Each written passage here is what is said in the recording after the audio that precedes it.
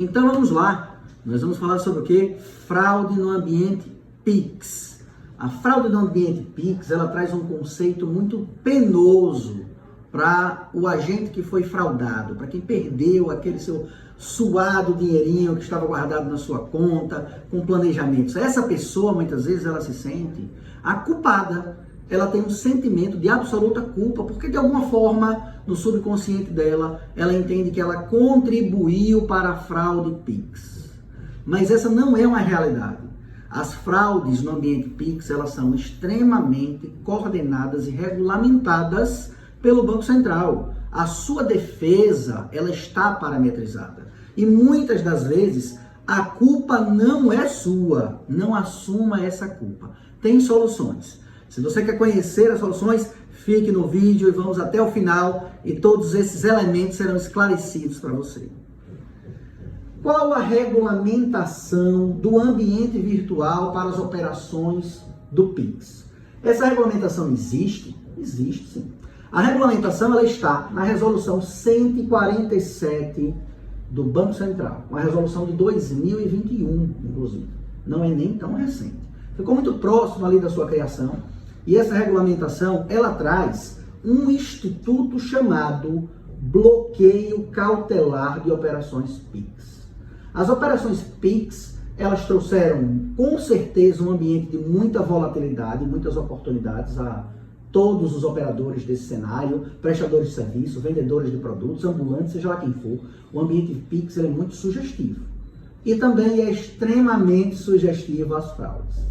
Os estelionatários e fraudadores, eles são extremamente antenados com novidades. Imagine que o usuário final, no ambiente Pix, ele é a presa perfeita. Ele não conhece nada de tecnologia. Ele não sabe o que são dados, ele não sabe o que é criptografia desses dados. Eles não sabem como esses dados são assegurados no ambiente virtual. Por isso, ele é a presa ideal. Nesse cenário, a teoria do ambiente Pix era de que ele deveria ser extremamente regulamentado. E o agente regulador que faz isso é o Banco Central. Na resolução 147, por exemplo, existe lá no seu artigo 39b informações relacionadas a o que seria necessário para iniciar um bloqueio cautelar. Por exemplo, se o tomador do Pix, aquele que recebe, ele é alguém que possui reclamações habituais, o bloqueio cautelar deveria ser implementado. Se o tempo entre a abertura da conta do destinatário e a data e a hora da operação Pix for diminuto, portanto, a conta foi recém-aberta para receber uma transação Pix, essa operação deveria ficar bloqueada o bloqueio cautelar. Da mesma forma, se o horário da transação é um horário não habitual, essa operação segue a dinâmica de bloqueio cautelar. O perfil do pagador, esse aí, eu já digo que é, talvez, o mais conclusivo e difícil de ser superado pelos agentes bancários. Ele conhece cada um dos seus clientes. O perfil do pagador, portanto, é um instrumento que pode possibilitar com muita facilidade ao banco dizer se aquela operação é habitual ou não. Será que o pagador tem o hábito de pagar boletos de 10 mil, 12 mil, 15 mil, 20 mil reais? Ou ele nunca fez isso em todos os anos de histórico bancário? Será que o pagador ele tem o hábito de usar o cheque especial para fazer transações Pix? Ou não? Se isso não existe, então percebam, todos esses elementos são de fácil conhecimento do agente bancário que hospeda a conta do seu cliente, do seu correntista. E assim, é fácil para ele identificar que aquela operação não é habitual e, portanto, o bloqueio cautelar deveria se implementar. O bloqueio cautelar ele tem duração de 72 horas. 72 horas oficiadas entre o agente de envio da operação Pix e o agente de destino, banco a banco, instituição financeira. Esse bloqueio cautelar, com a sua duração de 72 horas, serve para investigação interna. O banco de destino deve investigar se aquela suspeita de fraude se concretiza. Se ela se concretizar, evidentemente que os valores via Pix não serão disponibilizados para saque. E eles seguirão o caminho inverso. Eles devem voltar à sua origem, a quem de destino esses valores foram subtraídos. E percebam, qual é o comportamento do agente fraudador? Se ele tem acesso à sua conta, ele não vai tirar de uma disponibilidade de 5 mil, de 10 mil, ele vai tirar só 500 reais, só R$1.000. Não é isso. O fraudador ele vai tirar até o último centavo. Ele vai tirar até o cheque especial. E se você tem crédito pré-aprovado para financiamento, ele vai fazer o financiamento e vai também levar esse crédito do financiamento para um outro ambiente. Com a transação Pix, com o pagamento de boleto online, com um saque móvel, com qualquer uma dessas operações que tire esse valor. E você ficaria ali com as parcelas a pagar desse financiamento. Então percebam que o ambiente regulado da transação Pix, ele deveria funcionar muito bem. Mas o que é que os bancos fazem? Nada. Os bancos não fazem nada. É muito prático ao banco não empreender nenhum esforço tecnológico para evitar as fraudes Pix, as fraudes no ambiente virtual. E assim, ele leva ao judiciário a discussão, porque ele sabe que o agente que foi fraudado, o cliente que sofreu a fraude, ele tem muito menos capacidade tecnológica de comprovar essa fraude. E aí, onde reside também as maiores oportunidades.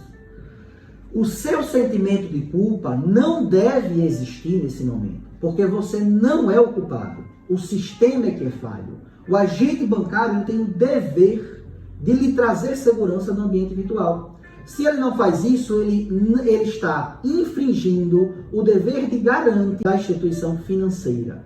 Ele deve ser o agente que empreende meios e investe em tecnologia para que você não sofra as fraudes no ambiente virtual. Portanto, não tenha dúvida que a discussão judicial nos autos de uma querela que envolva uma fraude bancária não traz prejuízos ao banco. O banco é detentor de lucros recordes registrados ano a ano, até porque todas essas operações elas têm seguros bancários. E muitas vezes, se o banco for condenado, ao final, ele vai simplesmente acionar uma cobertura securitária. Você vai receber os seus valores, o banco não terá nenhum prejuízo, o seu crédito não será diminuído, a sua capacidade de contratar com o banco não será reduzida, porque você está trazendo ao banco uma realidade que ele conhece muito bem. A fraude surgiu da falha de mecanismos de segurança empreendidos pelo próprio banco, e ele tem esse conhecimento.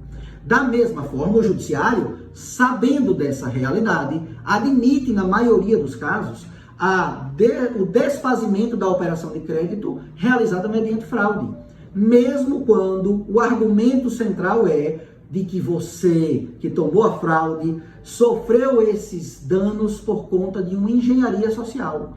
Alguém que, se passando por agente do banco sem ser, entrou em contato com você. Alguém que, se passando por um operador do banco sem que fosse, solicitou a você o número do seu celular ou um código enviado por mensagem SMS ao seu celular. Perceba que tudo isso tem aparência de legalidade, porque o banco deixou de fazer todas essas operações no seu ambiente interno, usando do seu funcionário para fazer qualquer uma dessas operações no ambiente virtual, economizando salários, economizando postos de trabalho. Portanto, o ônus da insegurança gerada no ambiente virtual é do banco, não é seu. E o judiciário está ciente a esse tipo de conteúdo. Perceba, portanto, que a solução está em judicializar essa demanda. Sempre que você sofrer uma fraude, imediatamente, até antes de fazer aquela reclamação bancária, de fazer a contestação administrativa bancária,